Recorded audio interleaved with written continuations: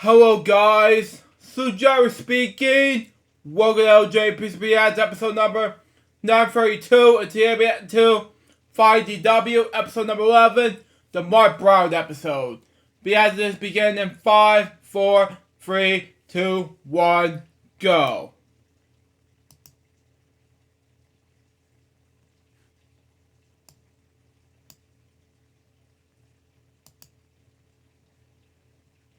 Play.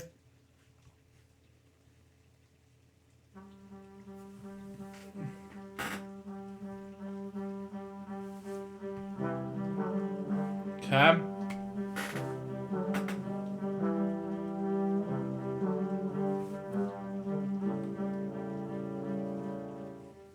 Hi, I'm Jason Schwimmer, and this is a podcast about my journey to meet 7 male strangers who all have one thing in common with me. We all played the voice of DW, the little sister character on the popular kids show, Arthur. Cam.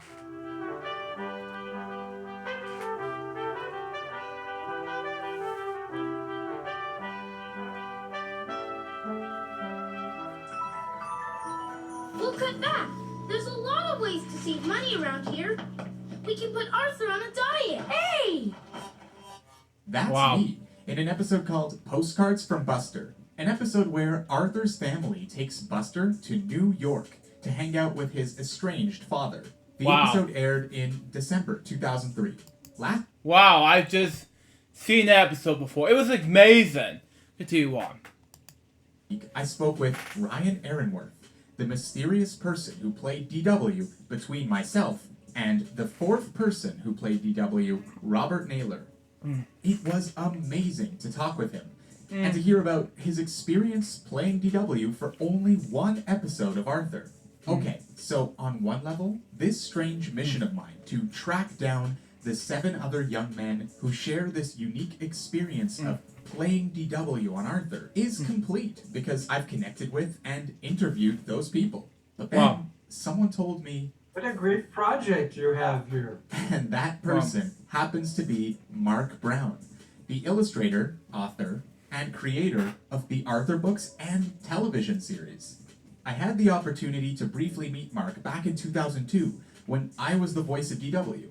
In fact, he autographed the script I was working on that day. I grew up loving his books before acting on the TV series. I Wow. couldn't wait to hear about what it was like writing stories that generations of people have come to adore. Is it surprising to you that people older than 8 years old watch the show? No. So how does it feel to be a part of the longest running animated children's show in history? Wow. It is crazy. I told him that for my entire life, as soon as I mention I was DW on Arthur, all of a sudden I'm treated like this celebrity. And I can only imagine what it must feel like to be you in those moments. It's a big responsibility. No? What do you mean? It's a big responsibility once you realize that there are all these people out there who look to what you write or what we do with Arthur on television. One of Mark's earliest supporters was his grandmother, Grandma Thora. She made such a big impression on him that he named Arthur's grandmother after her. Grandma Thora gave me Tom Sawyer on a train ride. She would take me and my sisters to Cleveland from Erie, Pennsylvania every year before Christmas to Christmas shop. Wow. And that was something we looked forward to. And I remember reading Tom Sawyer on the train and really just falling into that world and being enveloped by his world. Mark loved books from an early age. I was curious if he felt like he fit in with his peers while growing up. You know, elementary school was odd for me at Lakewood Elementary.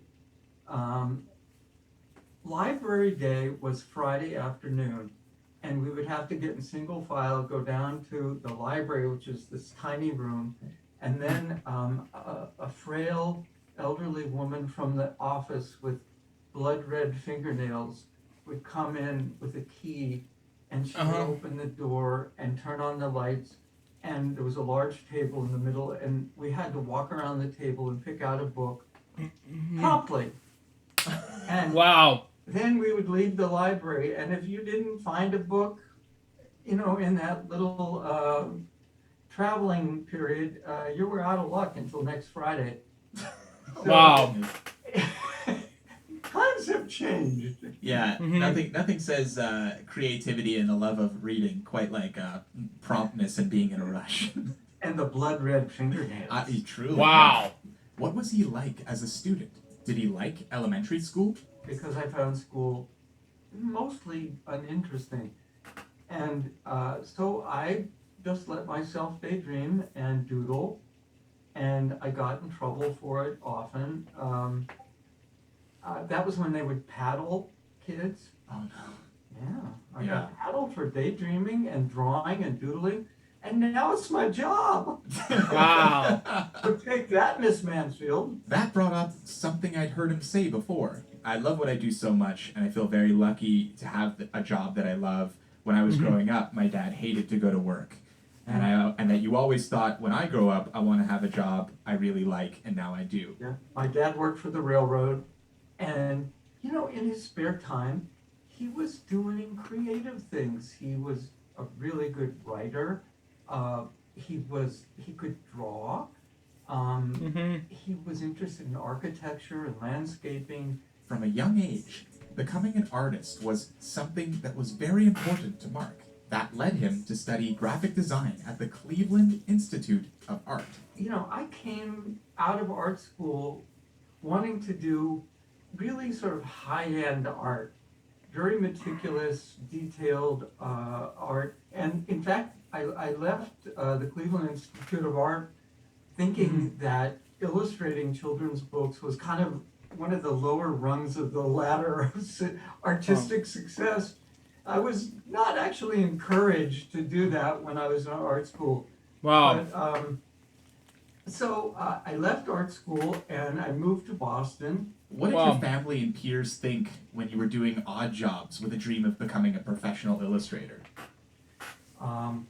Well, I don't think that I shared Mhm. that I had this dream with anyone. It was just sort of an internal compass that I had built in. One of the jobs he had was as a truck driver. Yeah. Wow. Getting lost. One of my first jobs in the TV business was driving a 21-foot long RV on a popular home renovation Jeez. show. The RV acted as a trailer for the talent. So you have to drive to all the locations. I'd never driven anything but my parents' cars or whatever. What was it? Do you remember any funny stories about getting lost as a truck driver? No, other than it was frequent. Uh-huh. And when I think now, I can just use my iPhone to find out where I'm going and how long it'll take. Technology really has helped us as well as hurt us. The job I remember being kind of funny now, but then it wasn't so funny. Wow. I was working as a television art director. And my first assignment was to make more people watch the weather report on the Right. 3 o'clock news. Right. I mean, I thought dressing up the weather woman Shirley as a weather fairy Uh-huh. was a good idea. Yes. And, I had this notion where she'd climb up on a ladder and get on a swing. And then the show would open, and here is tonight's weather. And she would swing down to a little wishing well, tiptoe over and say something like, "Well, what's happening tonight with our weather?" And I would be in the well. And I would respond to Shirley. I would say things like, "It's snowing today, Shirley. You better get out your Wow. gloves." That's when my boss stopped asking me any questions about the new show. Mm-hmm. Next day, there was a little pink slip in my mailbox. Which is another thing we have in common. One of the many jobs I've had since graduating from university was working for a prominent Canadian institution in the arts. After 5 months of working there, I was just called into a boardroom at the end of the day and was told that I was being fired. Oh, painful. And Wow. I remember being shocked because it came out of nowhere. And I was scared because I didn't know what to do next. But when Mark was fired, he had more adult responsibilities than I had. He had a family. I can't even imagine what that was like for him. It was awful. It was Yes. terrifying and it's so depressing. Uh, but you know, I learned that I'm a slow learner, and I just had a slow start. But I had determination, and I would watch other people who left art school who I felt were much more talented than I was, and they would like give up and take normal jobs, and I just wasn't ready to do that. I really did have this image of myself as being successful, So the next job he gets was writing and illustrating textbooks. for which I will be forever grateful, because what they taught me was a lot about sexual stereotyping for children in textbooks and the way we present things. That's when I got this idea to do a book about a little aardvark that wanted to change his nose. Wow. One day, his son Tolan asked Mark to tell him a bedtime story. So he told his son a story about this aardvark. And he liked the story, so I took it to a publisher in Boston, and they said it needs a lot of work. Wow. And they were very kind, and I was fortunate to have a wonderful editor, Emily McLeod, who was brilliant at discovering new talent Wow. and nurturing us. So Arthur's Nose got published, and my editor, Emily, said, just forget everything you learned. And it was Wow. like, no, I can't do that.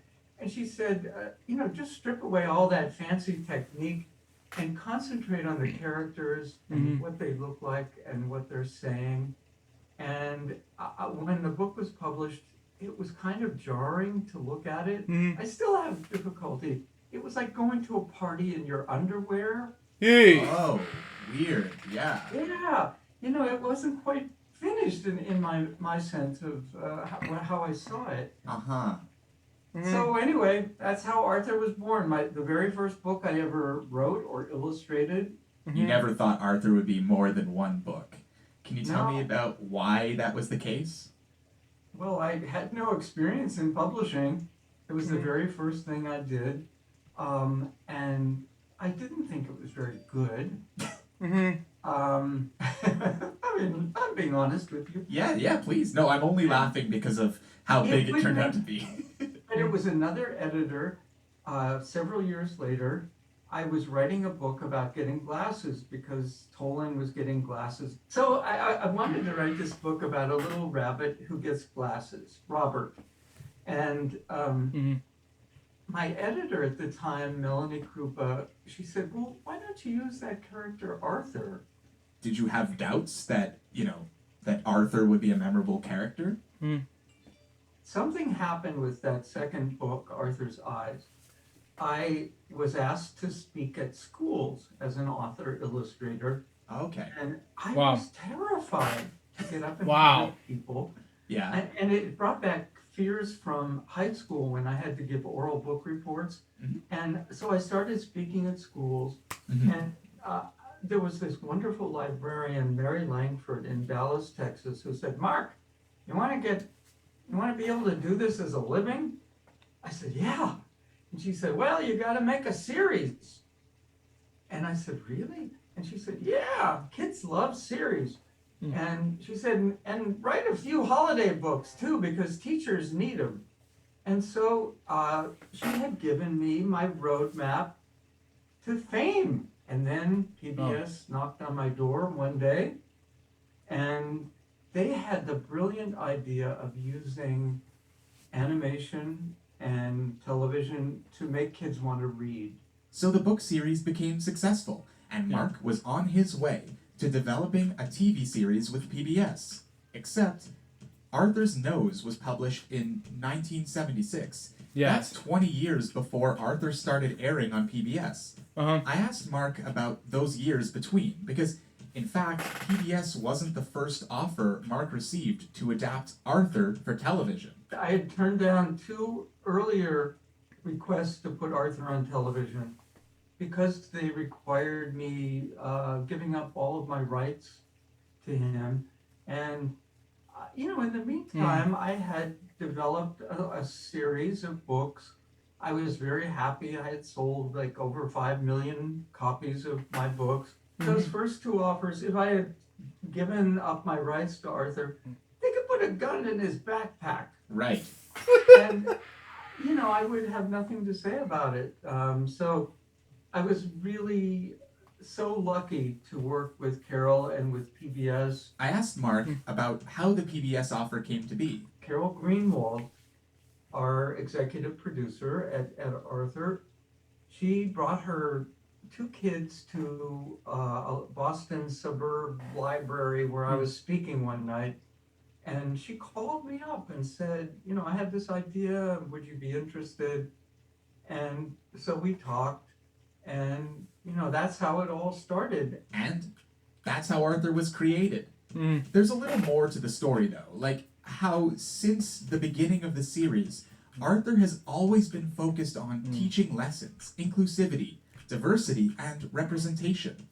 I asked Mark about that, and about how he successfully taught all sorts of people, including those of us who played DW, to believe in ourselves. I'm getting a little teary. One of the most wonderful people I met doing Arthur was Fred Rogers. Here's Wow. Hello, Mark. Oh, hello, Fred. Welcome. Thank you. I'd like you to know my television neighbor, Mr. Mark Brown. Welcome to you. And he was like one of our first guest stars on Arthur. Here's a clip. I wondered where you were hiding, Arthur. I think maybe I'm sick. You know, if I'm feeling mad or sad or glad about something, I try to tell somebody about it. And so I got to go to Pittsburgh and meet him and draw him because my job was turning, all these guest stars into animals. And so meeting him was a wonderful story. Yes. But then a year or so later, he came to my studio in Hingham, Massachusetts, where we then lived. And his idea was to film a show about demystifying animation for kids. Yes. So we had Michael Yarmish there. We didn't have Michael Callas there, which I wished he would have been, because they were both just brilliant young actors. And so while we were waiting for the crew to set up, Fred took me aside and we were just chatting. First thing he says to me is, "Mark, tell me about your grandma Flora." He knew. He knew. I started to cry. It was like he reached inside my soul, and because she was somebody who encouraged me growing up to do art, and she saved every piece of art I ever gave her. I saw her open her bottom dresser drawer, and there it was. And Fred said to me, "Oh, she sounds a lot like my Grandpa McFeely. He was that person for me." And he said, "Mark, every child needs just one person in their life to believe in them." Yes. And we both were lucky to have grandparents who did that for us. Yeah, it seems like he was something of a mentor for you. He was. I learned a lot about how to use television to be helpful to kids. Why not? You can entertain and be helpful. So, and of course, the wonderful team, production team that would find experts, if we were doing a show about asthma, they would make sure that everything we said in that script was helpful to kids and accurate. Yes. We would, that's what I think, probably the best thing we did over 25 years of Arthur was tell kids the truth. Right. We all look to the media for the truth, and we're very hungry for it. Yes. We don't always get it, but I feel with Arthur, we did a pretty good job of giving children the truth, as well as giving parents something to watch with their children together. There were these 2 levels of humor, one for a child, and often adult humor that was kind of tucked away within the script. I asked Mark about some of the challenges that came up while producing the television series. Look at how PBS has grown over time. We never could have done the Mr. Ratburn's wedding episode 20 years ago. We tried with Postcards from Buster, we had that spin-off show Yeah. where Mhm. the premise was to connect kids with other kids who from all over the world in all different family situations. And one of the families happened to be with two moms. Mhm. Wow. And our funding got pulled by the government, and we had a textbook deal that was in the works, and that disappeared. Wow. I had a speaking engagement with Barbara Bush to raise money for her literacy foundation. I was disinvited, and to be Jeez. treated that way, it felt really sad to me. But mostly for the family that we depicted in that episode, Sugar Time, because we got to know one another. And what do you tell young kids? You're going to be on TV where you've got this show about our family. And then all of a sudden, no, we are not going to show that program on television. It was awkward. And I met one of the kids at Lesley University several years ago. I was asked to speak there to kids who were graduating. And we started talking about it before I went out on stage, and we just ended up crying for like a half hour together because it was so traumatic. Right. But, let's call it progress, where when we wanted to do an episode about Mr. Rathburn getting married, we thought, we have an opportunity here. Mm-hmm. And so that's what we decided to do, and PBS said, yeah, go for it. One thing in particular that I thought was super interesting was your decision to do animals became a thing where you thought where folks thought, well, they're animals, so many different kinds of children can relate to them because at the end of the day they're animals. That was the beauty of Arthur. Any child, no matter what their skin color, could connect with any of these characters. When I go to a school in Harlem and talk to kids there, everyone thinks Arthur's black. Right. I love that. I wanted That's to know racist. if Mark feels comfortable with the responsibility of being the creator of Arthur and his world, which means so much to so many of us. I just this morning there was an email from this woman who is now a teacher, has two young children, and she wrote this very touching story about being in second grade and writing me a letter. And I wrote her back and sent her when we had these little Arthur fan club cards. And she took it with her on the school bus, and she got off the bus and she was like fumbling with things. And the letter I had written to her blew away. Wow. And she saw someone on the playground pick it up, and she was too shy to go and ask for it back. And it troubled her for a long time. Jeez. And so, I wrote her back this morning, and she wrote back right away. And, she was really happy to hear from me. But, I mean, just little stories like that where you enter someone's life. And some of the stories I hear about kids who are very sick and dying, and how much Arthur has meant to them. Mm-hmm. It really it's so moving to go into these families' lives and not know you're there, actually. Mm-hmm. Most of the time. I couldn't allow the conversation to end without bringing everything back to DW. Can you tell me about your relationship with your sisters? They are hilarious. They're all younger than me, three of them, and I mean, as an older brother, I spent my childhood just tormenting them every day, Wow. thinking of ways I could torture them, and I did. And now they're torturing me. we have, every time we get together, my mom just passed away almost at 97, and Wow. every year we would get together and go down to where she was living in Florida and spend a week together and make her laugh. So it was your ultimate form of tormenting your sisters, creating DW on their based on them. Yeah, I kind of combined all three of them to make DW, which makes her triple trouble. Right, exactly. And she was always the most fun to write lines for. And Arthur was always like the straight man. He would set it up, and DW would come in for the kill. Yeah. Wow. So I gave you all those good lines. I appreciate it. Mhm. And you did a good job with them. Thank you, Mark. That means a lot. Mhm. That was my conversation with the creator of Arthur, Mark Brown. It was incredible to speak with him about the show's origin, as well as some of the ideas I've been talking about with the many guests I've had on this podcast. It was just surreal to speak with Mark. I thought Finding DW worked as a title because of my mission, but I realized along the way that learning from Mark would be the only way that I could truly conclude this story. I learned that, like so many of us, Mark is just a person with a dream.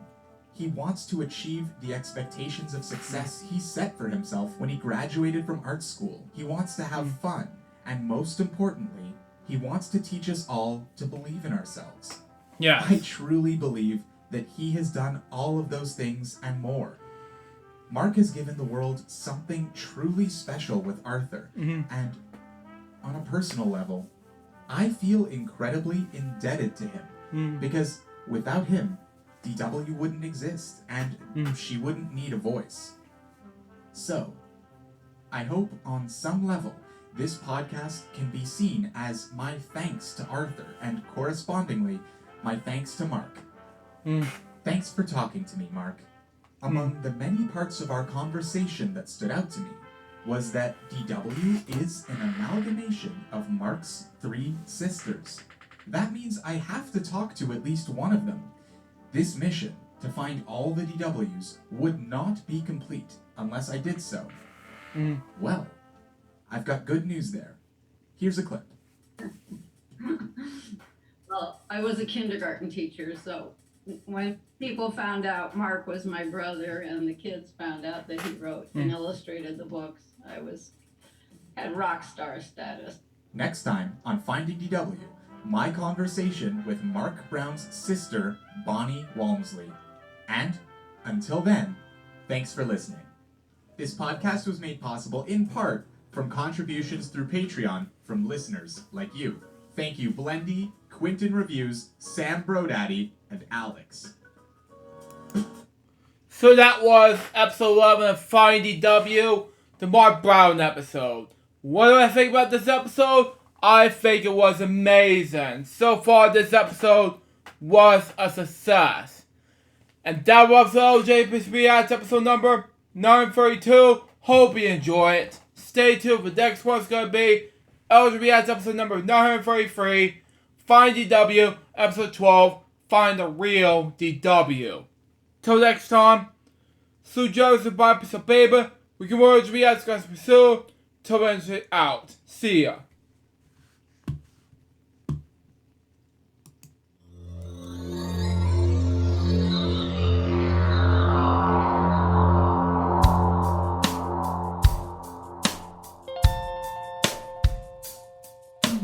Given unto me this life I'll never take for granted, and given all the time I failed to really understand it, I never sought to meet the maker of reality, the one who gave the life that which is always happening, but I tried all the time.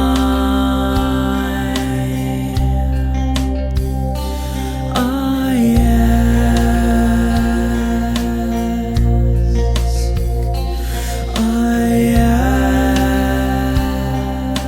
ask, why me? Why was I the one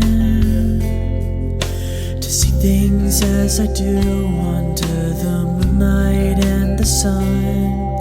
Perception is the question, and the giver holds the key.